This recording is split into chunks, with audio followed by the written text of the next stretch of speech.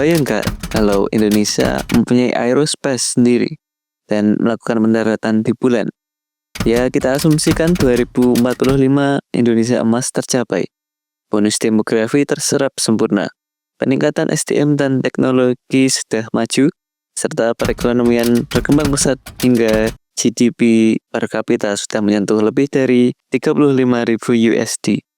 BUMN besar seperti PLN, Pertamina, dan Telkom telah bertransformasi menjadi entitas teknologi global. Setelah 3 dekade program Indonesia Emas, pemerintah berhasil melampaui status negara industri menengah dengan surplus perdagangan mineral langka dan dominasi dalam ekspor. Didorong ancaman perubahan iklim, ASEAN bisa menjadi salah satu pusat perekonomian dunia.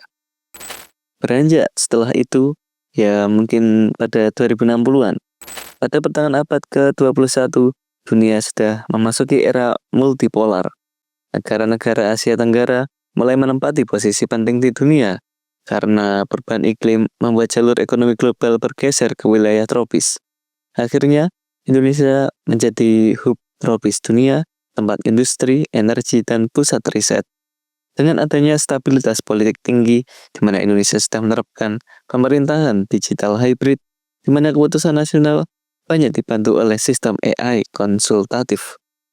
Program Indonesia 2100 Vision menetapkan arah besar, yaitu kemandirian pangan dan energi, serta kemandirian ruang angkasa.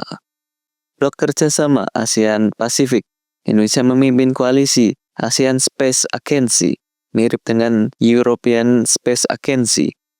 Negara anggotanya meliputi beberapa negara ASEAN, yaitu Indonesia, Malaysia, Thailand, Singapura, Vietnam, Filipina, Brunei, Laos, Myanmar, dan Australia sebagai mitra luar blok.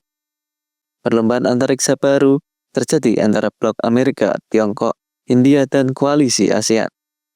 BRIN menjadi lembaga yang jadi fondasinya, lalu mengembangkan BRIN Aerospace Division, penelitian material ruang angkasa, propulsi plasma dan bioteknologi orbit, dan bekerja sama dengan perusahaan swasta, menciptakan perusahaan seperti SpaceX versi lokal. Fokus pada sistem peluncuran ulang. Keduanya bersatu lewat Undang-Undang Antariksa Nasional yang mungkin akan disahkan 2062, yang akhirnya membentuk agensi baru.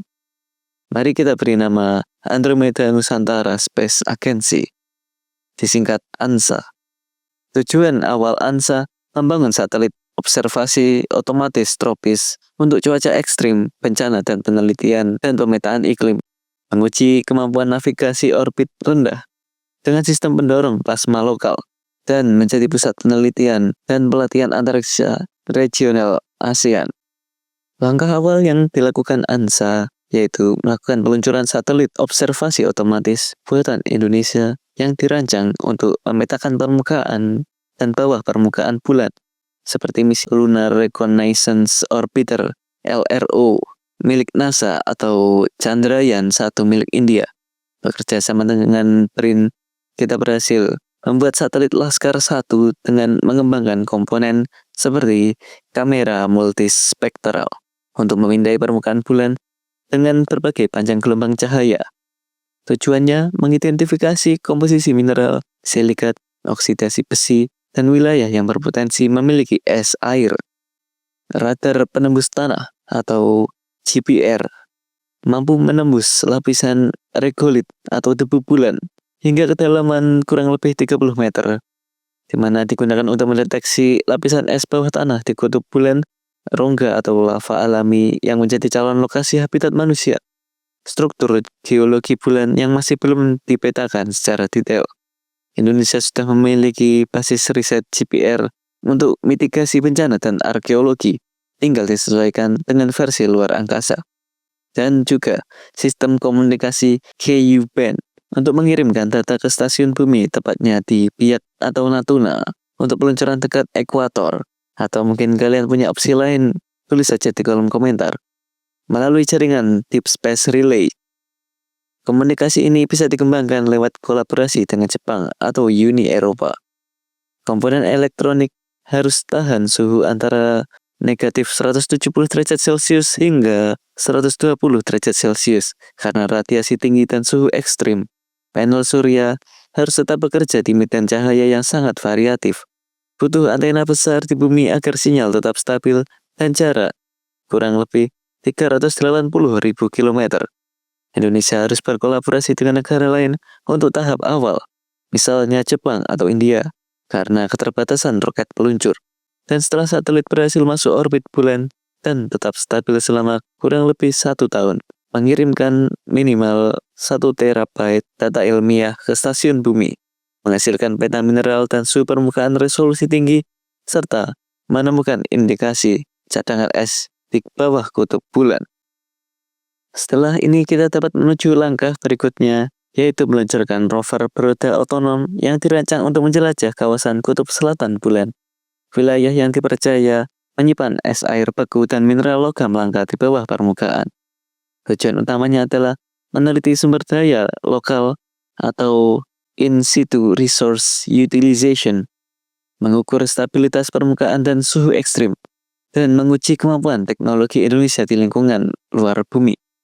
Kita sebut saja Garuda Lunar Explorer dengan komponen desain mirip Perseverance milik NASA, dengan suspensi pasif dan roda berlapis aluminium titanium ringan, menyesuaikan diri dengan kontur bulan yang tidak rata.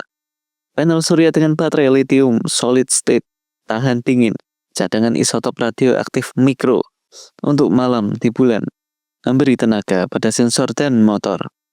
AI adaptif buatan anak bangsa mampu menavigasi tanpa kendali langsung manusia, menggunakan kamera stereo plus lidar mini, dikembangkan dari teknologi mobil otonom lokal yang diadaptasi untuk ruang hampa. Sensor ISRU modular bisa dipasang ulang untuk misi masa depan. Spektrometer gamma neutron untuk menganalisa kandungan tanah dan gas. Bisa berkomunikasi lewat sistem relay Laskar-Net, jaringan satelit mini di orbit bulan, mengirim data ke satelit Laskar 1, antar rover mini atau langsung ke bumi. Lapisan multilayer insulasi dan cat reflektif, serta heater mikro untuk menahan suhu ekstrim, debu bulan abrasif, dan radiasi kosmik, serta eksperimen regolith printer versi awal pencetak 3D menggunakan tanah bulan. Kita akan menyasar area kutub selatan bulan yang mana banyak kawah permanen gelap yang menyimpan es air stabil tertutup regolith atau debu bulan. Garuda Lunar Explorer akan menjelajah area kurang lebih 10 km persegi di sekitar kawah Shackleton Crater, tempat dicurigai banyak material volatil seperti air, amonia, dan senyawa karbon. Dan setelah rover dapat beroperasi minimal 1 tahun lunar atau kurang lebih 354 hari bumi, dan semua sistem lokal seperti sensor komunikasi dan AI bekerja tanpa kendali langsung bumi, kemungkinan kita berhasil mengirimkan peta hidrogen dan mineral, melakukan uji ekstraksi air dan regolith walau hanya beberapa gram.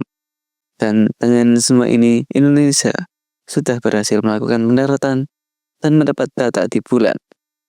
Apa ada dari kalian yang lebih paham tentang astronomi? Bagaimana pendapat kalian? Terima kasih sudah menonton.